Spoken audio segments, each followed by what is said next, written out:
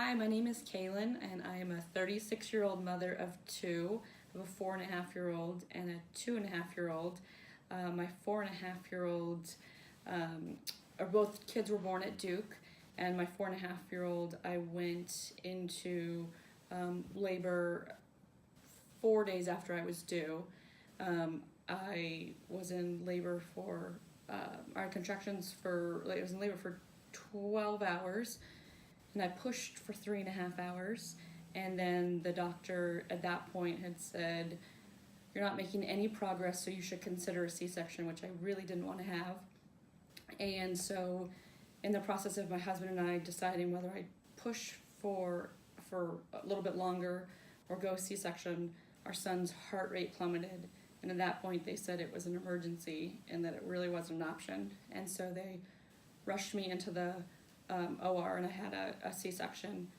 I was exhausted, so I don't really remember much. But then, I mean, everything went great in the C-section. They were continuously monitoring him. When they decided it was going to be an emergency C-section, they unplugged me just to unplugged the fetal heart monitor to rush me down to the OR, and then they plugged it back in to see if his heart had stabilized, his heart rate had stabilized at all. And then they went into the C-section. And then with my daughter, they had asked if I wanted to do kind of a C-section or VBAC. And I was a little bit nervous to go through what I went through before with pushing and not having anything happen and then having the C-section. So kind of all along I was not hoping, but wanted someone to kind of steer me towards a C-section.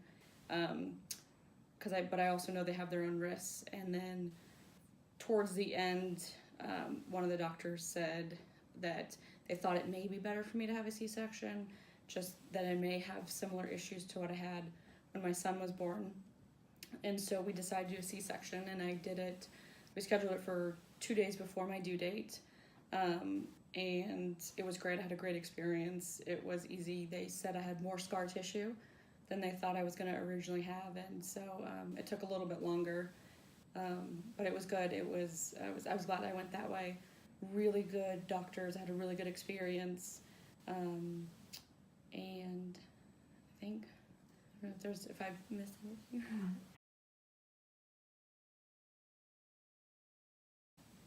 I was terrified to go through that again, but they kept offering the VBAC. Do you want to do this? Do you want to try? And at first I didn't want to say no because they kept offering it, and so I felt like it was bad if I just originally opted for a C-section. And so it took a series of conversations for me not to feel that for me to feel that it was okay to want the C-section for the second one versus trying to do it the other way. But it took a series of conversations, but I did because they kept offering it. And it wasn't a bad thing that they were offering it. I think they wanted to make sure that I felt comfortable in my decision. And so that was one of the things that with the second one was a little bit tougher because it was an ongoing conversation. And in my head I was thinking, I think C-section is going to be better for what happened before. But that doctors were doing their due diligence and making sure that I didn't want to try the other way. And so it was challenging a little bit. They were doing their due diligence, and I was kind of feeling bad about preferring the C-section, even though I know the risks associated with that. But I'm happy with the decision, and especially confirming when the doctor was performing the C-section to say, listen, you would not have been able to deliver vaginally. So I was glad that we went that way then. And how was your recovery after both of them? It was great. I was actually really worried.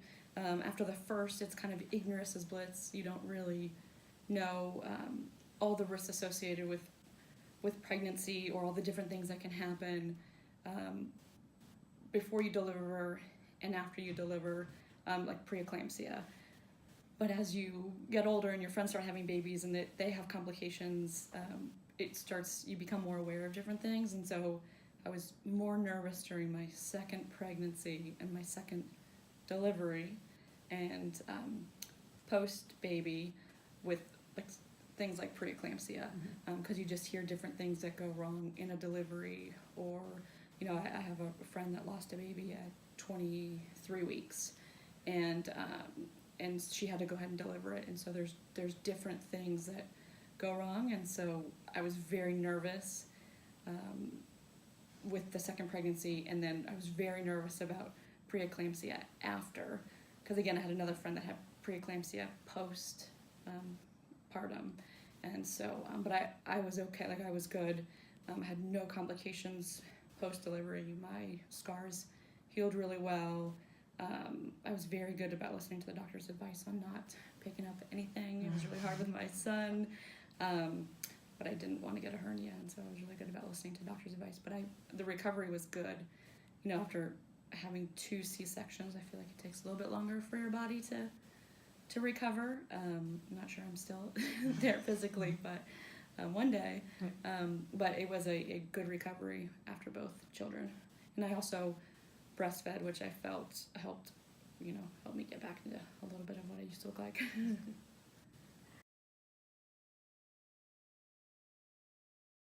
So for both kids, I felt that we were included in the decision-making process. With the first, obviously, was a little bit different because his heart rate plummeted and they felt that he was in distress. So that was basically, up until that point, it was a decision. Do you keep pushing or do you go for a C-section? They had recommended me for the C-section.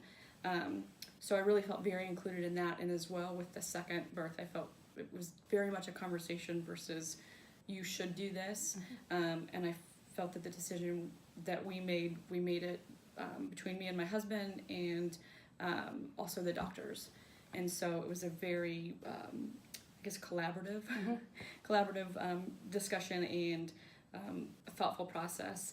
And did you know the risks associated? Were they outlined to you? Yes, so definitely the risks were outlined. I knew it was going to be, especially with the second one, was going to be tough because you're not allowed to pick up anything over 15 pounds for 6 weeks. And I was terrified how that was going to be with my son, and not being able to pick him up because we are very close, and they're also only 21 months apart, so he was little. But I was more scared of having to go through 3.5 hours of pushing and 12 hours of labor and then end up in a C-section anyway. So we felt that the C-section was better just from the get-go. And they actually said during the process of the second C-section, they had confirmed what we thought and said that I would not have been able to deliver regularly, vaginally, the second one. Just, they said my pelvis is really small and it wouldn't be able to get the head out, and so they said that it basically would have ended up the way the first one did.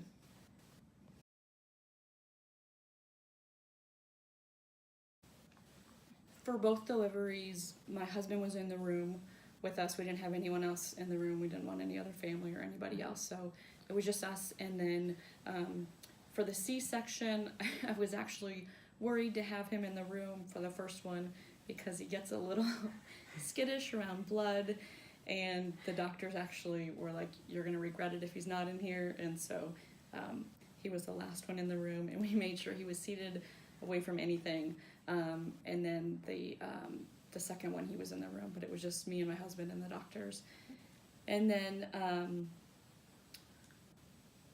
did you take any drugs during the 12 hours of labor? Yes, so I had an epidural for the first birth with my son, and then obviously it turned into a C-section, but I didn't get it until I was 7 centimeters dilated. They had 3 emergency C-sections before me. Okay. And so I was very anxious to get my epidural. It is very painful, so I was happy when I finally got it.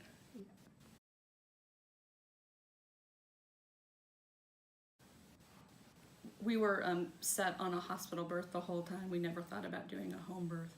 The risks that I heard associated with that scared me, and also I wanted an epidural.